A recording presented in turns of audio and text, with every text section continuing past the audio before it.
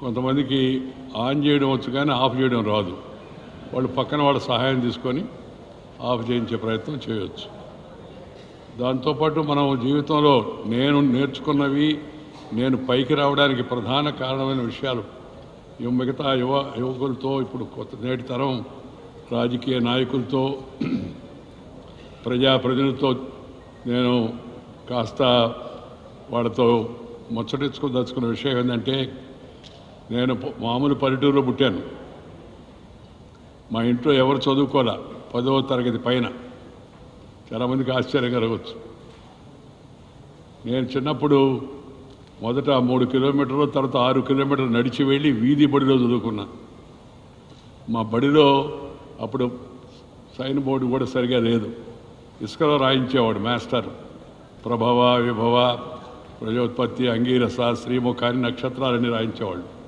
ఇప్పుడు నక్షత్రాలు ఎవరికి తెలియదు అనుకోండి. వాళ్ళ నక్షత్రం కూడా వాళ్ళకి తెలియదు, అసలు నక్షత్రాలు కూడా తెలియదు. మామూలు నక్షత్రాల పైన ఉండే వాటిని చూస్తుంటారు. ఆ తర్వాత నేను బస్ ఎక్కి నదురు పోయి చదువుకొని, తర్వాత విశాఖపట్నం వెళ్ళి అక్కడ న్యాయశాస్త్రం చదువుకొని, ఆ తర్వాత వకీలుగా ప్రాక్టీస్ చేద్దాం అనుకున్నాను. కొందరు గౌరవ న్యాయమూర్తులు కూడా ఉన్నారు. వాళ్ళకి బహుశా ప్రాక్టీస్ చేసి ఉంటే నేను కూడా వాళ్ళ సరసన చేరుండేవాడిని, చెప్పలేను. కాకపోయినా కనీసం న్యాయవాదిగా అయితే గ్యారెంటీగా ఉండేవాడిని.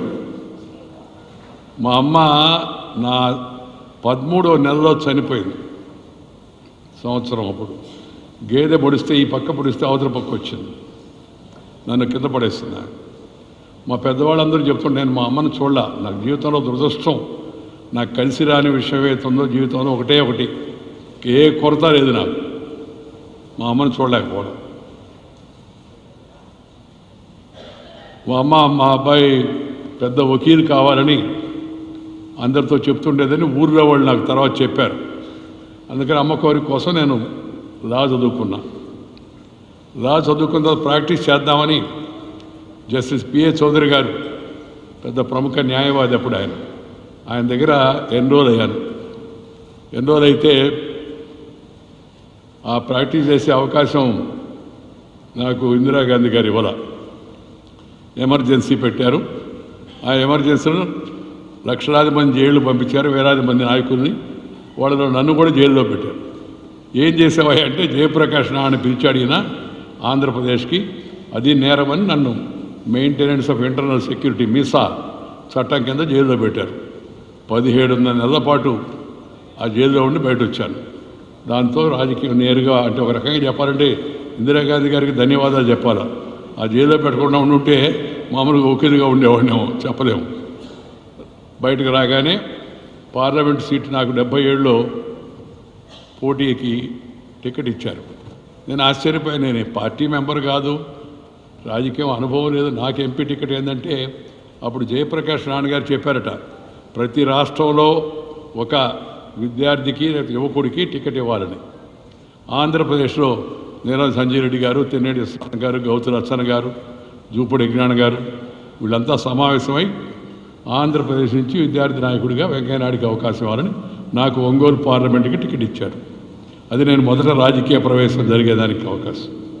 ఆ తర్వాత ఆ ఎన్నికల్లో గెలుపొందలేకపోయాం. ఒక ఆంధ్రప్రదేశ్లో నీలం సంజయ్ రెడ్డి గారు ఒక్కరే గెలిచారు. 42లో 41 కాంగ్రెస్ గెలిచింది. దేశమంతా కాంగ్రెస్ తుడిచిపెట్టుకుపోయింది. కానీ ఆంధ్రప్రదేశ్లో దక్షిణాదిన కాంగ్రెస్ కొన్ని సీట్లు గెలుచుకుంది.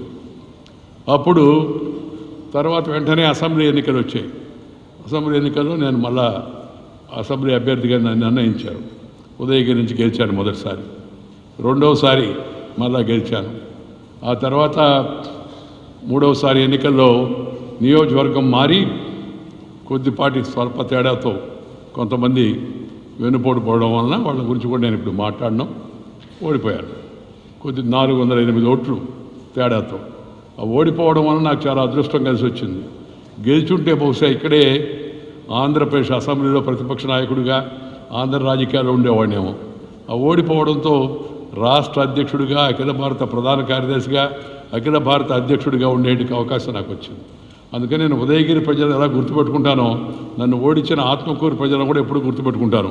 వాళ్ళ పుణ్యానే ఢిల్లీ దాకా వెళ్ళాను, లేకపోతే ఇక్కడే ఉండిపోయాడేమో బహుశా రాష్ట్ర రాజకీయాల్లోనేనని చెప్పాను.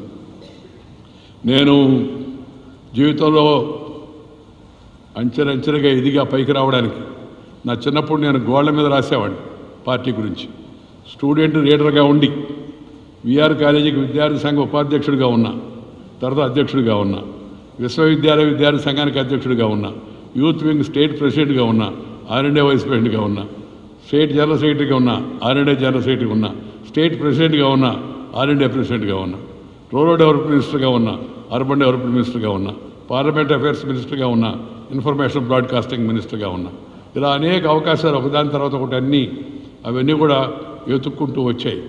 నేను మొదటి నుంచి ఒకటి నమ్మిన సిద్ధాంతానికి కట్టుబడి ఉండడం, రెండు నా మిత్రులు నాకు ఇచ్చిన ప్రోత్సాహం కారణంగానే ఈ రాజకీయం చేయగలిగాను. నేను రాజకీయాల్లో మీ అందరికీ ఆశ్చర్యం చెప్తే నమ్మకానికి కూడా కుదరదు. నేను ఎమ్మెల్యేగా మొదటిసారి గెలిచినప్పుడు, రెండోసారి గెలిచినప్పుడు ₹1 కూడా ఖర్చు పెట్టరా, రూపాయి. అది కాక ఎన్నికల్లో ప్రజలు ఇచ్చిన డబ్బులు నాకు మిగిలిపోయినాయి. ఆ డబ్బులు మిగిలిపోతే ఏబీవీపీ స్టేట్ ఆఫీస్కి ఇచ్చాను మొదట్లో, రెండోసారి గెలిచినప్పుడు పార్టీ ఇచ్చాను మిగిలిపోతే.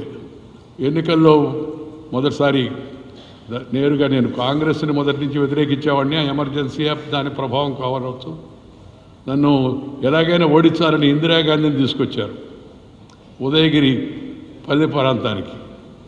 ఉదయగిరిలో అసలు 10,000 దాటిన ఊరే లేదు, సినిమా హాల్ లేదు అలాంటి ప్రదేశానికి. అయినా ప్రజలు గెలిపించారు నన్ను. రెండవసారి ఎన్టీ రామారావు గారి ప్రభంజనం నడుస్తుంది. అందరూ చాలామంది భయపడ్డారు, సార్ రామారావు గారికి గాలి ఎక్కువగా ఉంది అని. రామారావు గారు కూడా కబురు చేశారు నాకు, వాళ్ళ వియంకుడు దగ్గుబాటి చెంచురామయ్య గారితో. ఏమనంటే, నాకు తెలవదు, రేపు మీ నియోజకవర్గంలో మీటింగ్ ఉందని. నేను మామూలుగా ఆయనకు రామారావు గారికి అసలు అప్పటికి ఏ నియోజకవర్గం ఎక్కడ ఏందని కూడా పెద్ద విషయాలు తెలవు. అంతా రామోజీరావు గారు కీర్తిశేషులు, ఆయన సహకారం, ఆయన సమన్వయం, ఆయన అంతా కావాల్సిన విషయాలను సమకూర్చి ఇవ్వడం, వాటి వల్ల రామారావు గారు ఆయన విశేషమైన ఆకర్షణ ఆయనకు ఉన్నప్పటికీ కూడా ఈ విషయాలు ప్రాథమికంగా రామోజీరావు గారి సపోర్ట్తో అప్పుడు వరుసగా పోటీ ఆయన నిలబడి ఎలక్షన్లో పార్టీ పెట్టి వస్తూ ఉంటే, నా కార్యక్రమం నా నియోజకవర్గం వింజమూరులో ఉంది. ఆయనకి వెంకయ్యనాయుడు అంటే ఉదయగిరి అని తెలుసు ఆయనకి సూచాయిగా. జయపాల్ రెడ్డి, వెంకయ్యనాయుడు వీళ్ళిద్దరినీ మనం వ్యతిరేకించకూడదు, ఎందుకంటే నేను రాజకీయంలో రాకముందు ఆయన కూర్చోండి మరి కూర్చో, నేను రాజకీయంలో రాకముందు ఆయన రామారావు గారు చెప్పిన మాట, కాంగ్రెస్కి వ్యతిరేకంగా జనాన్ని కూడగట్టింది వెంకయ్యనాయుడు, జయపాల్ రెడ్డి గారు, అందుకని వాళ్ళిద్దరూ గెలవాలి, వాళ్ళు ఉండాలి అసెంబ్లీలో అని చెప్పేవాడు. చెప్పి నేను ప్రోగ్రాం క్యాన్సిల్ చేసుకుంటున్నానని చెప్పాడు. చెప్తే నేను ఆ చెంచురావు గారికి చెప్పాను, చెంచురావు గారు దయచేసి మీరు వెళ్ళి అన్నగారికి, అంటే రామారావు గారు పెద్దవాడు కాబట్టి ఆయనకు చెప్పండి, కార్యక్రమం ఎటువంటి పరిస్థితుల్లో రద్దు చేసుకోకూడదు, రమ్మని చెప్పండి అంటే. ఆయన చెంచురావు గారు నాతో, నాయుడు గారు మీరు చూడలేదేమో, ఆయన తిరుపతి నుంచి యాత్ర మొదలు పెడితే వరుసగా శ్రీకాళహస్తి, వెంకటగిరి మీదుగా అటు వరుసగా తిరణాలది, లారీల్లో, బస్సుల్లో, చెట్ల మీద, మిద్దెల మీద, పైన కింద ఎక్కడ పడితే అక్కడ జనం అంతా ఏళ్ళేస్తా జై ఎన్టీఆర్ అంటే జై ఎన్టీఆర్లో అరుస్తున్నారు, మీ దగ్గరికి వస్తే ఇబ్బంది అవుతుంది, అందుకని అన్నగారికి చెప్పమన్నారు, క్యాన్సిల్ చేస్తున్నారు. ఆయనకి వింజమూరు అంటే ఉదయగిరిలో ఉందని తెలవదు, ఆ రూట్లో వింజమూరులో పెట్టారు, మీ కాన్స్టిట్యున్సీలో క్యాన్సిల్ చేస్తున్నాం. నేను ఆయన చెప్పాను, దయచేసి మీరు వెళ్ళి నా తరఫున అన్నగారికి చెప్పండి, ఎటువంటి పరిస్థితులు ఆయన కార్యక్రమం రద్దు చేయకూడదు, రావాలి అంటే. ఆయన అన్నాడు, నాయుడు గారు వస్తే మీకు తెలుసు కదా పరిస్థితి ఎలా ఉందో అర్థం చేసుకోండి అన్నాడు. నేను అన్నాను, ఏం పర్వాలేదండి రమ్మనండి అన్న, నా కోరికగా రామారావు గారికి చెప్పండి అన్న.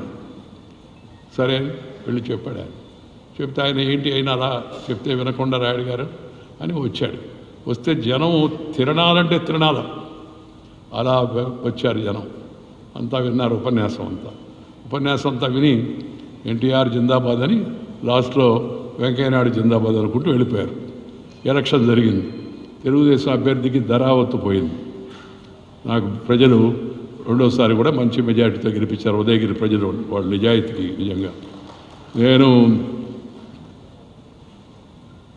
మొదటిసారి నెల్లూరు జిల్లాలో 11 సీట్లుంటే అసెంబ్లీకి 10 కాంగ్రెస్ గెలిచింది, నేను ఒక్కడనే ప్రతిపక్షం.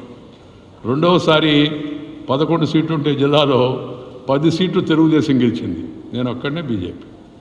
అంతటి ప్రజలు ఇచ్చినట్టు మద్దతు కారణంగా నా రాజకీయాల్లో అంచెలంచెగా వచ్చాను. చిన్నప్పుడు నేను ఇందాక చెప్పాను కదా, నెల్లూరులో నాకు కొద్దిగా చిన్నప్పుడు ఆర్ఎస్ఎస్తో పరిచయం వలన ఆటలు ఆడడం, కబడ్డీ అవి నేర్చుకోవడం కోసమని మొదట ఆర్ఎస్ఎస్ అంటే ఏదో తెలవకపోయినా అక్కడికి వెళ్ళాను. కబడ్డీ ఆడడం బాగుంటుంది అక్కడ నుంచి ఎవరు చెప్తే అది ఆడుతుంటే తర్వాత తెలిసింది ఆర్ఎస్ఎస్ అని. మాకు అక్కడ నన్ను ఒక ఆయన ఈ జిల్లా వాస్తవ్యుడే సూదంటి రాయిలాగా అయస్కాంతంలాగా ఆకర్షించాడు. నన్ను చూసి ఏం కబడ్డీ ఆడతావా అన్నాడు. ఆడతానండి. ఆడుకో అన్నాడు. నేను దీంట్లో మెంబర్ కాదన్నా, దీంట్లో మెంబర్షిప్ ఏముండదు, ఎవరైనా ఆడుకోవచ్చు. వచ్చాను, పోయి కబడ్డీ ఆడాను. ఆ తర్వాత తెలుసుకున్నాను అది ఆర్ఎస్ఎస్ అని. ఆయన భోగాది దుర్గాప్రసాద్ అని మన అవనిగడ్డ పర్వచివర గ్రామస్తులు, మన బుద్ధప్రసాద్ గారి నాన్నగారికి సోదరి కుమారుడు. ఆయన ఆర్ఎస్ఎస్ విభాగ ప్రచారకుగా ఉన్నాడు. ఆ తర్వాత జయాంధ్ర ఉద్యమంలో జరిగిన ఫైరింగ్లో ఆయనకు సంబంధం లేకపోయినా ఆయన బయట పిల్లలు ఆడుకుంటుంటే వాళ్ళందరినీ ఇవాళ కర్ఫ్యూ ఉంది, ఫైరింగ్ జరుగుతుంది, అందరూ పైకి రమ్మని పిలవడానికి కిందకు వచ్చాడు. ఆయన వస్తే అదే టైంలో ఫైరింగ్ జరిగింది.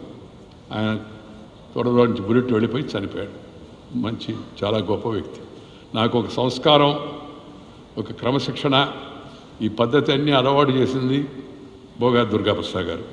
అలాగే ఆర్ఎస్ఎస్ స్టేట్కి అంతా ఇన్ఛార్జిగా ఉన్న సోంపల్లి సోమయ్య గారు వాళ్ళు. అక్కడి నుంచి అలా పెరిగాను. నెల్లూరు ఎలక్షన్ వస్తే గోడ మీద రాశాం. ఒకరోజు ఆసక్తికరమైన విషయం, నేను రాత్రిపూట గోడ మీద రాస్తున్నాను. వెనక నుంచి అమ్మాయిలు కొందరు పోతూ మాడుకుంటున్నారు రెండో సినిమా చూసి. ఏమని, ఈ కూర్చొని రాసే అతను చూస్తే మన ప్రెసిడెంట్ లాగా లేడు అని. ప్రెసిడెంట్ నేను స్టూడెంట్స్ యూనియన్ ప్రెసిడెంట్గా ఉన్నా. ఆ రెండో అమ్మాయి, అమ్మాయి నీకు ఎవరైనా పిచ్చా, అతను ఎవరో గోడ మీద రాసుకుంటే మన ప్రెసిడెంట్ గోడ మీద రాస్తాడు వచ్చి అని ఇద్దరు పోటీ పెట్టుకుంటున్నారు. నువ్వు గెలిస్తే నీకు 2 కూల్ డ్రింకులు అని, ఓడిపోతే నువ్వు నాకు ఇప్పించాలని అద్దరు. నేను సడన్గా అటు వెనక్కి తిరిగా, ఎవరు మాట్లాడుతున్నారని. ఆ అమ్మాయి చూస్తారే, భలేవాళ్ళు సార్ మీరు నన్ను ఓడిపోయాడు చేశారు, ఈ అమ్మాయి వెంకయ్యనాయుడు అంటే కాదా అంటున్నాను నేను అని చెప్పి అన్నది. అలా గోళ్ళ మీద రాసేవాడిని. తర్వాత మైక్లో ఒక జట్కా బండిలో కూర్చొని అనౌన్స్మెంట్ చేసేవాడిని. ఇవాళ సాయంత్రం అటల్ బిహారీ వాజ్పేయి గారు మన ఊరికి వస్తున్నాడు, ఆయన బహిరంగ సభ కోపటి మైదానంలో ఉంది, బ్యాంక్ మైదానంలో, అందరూ దయచేసి రండి అని మైక్ అనౌన్స్మెంట్ చేశారు. అలా మైక్ అనౌన్స్మెంట్ చేసిన వెంకయ్య వాజ్పేయి గారి మీటింగ్కి ఒకరోజు అదే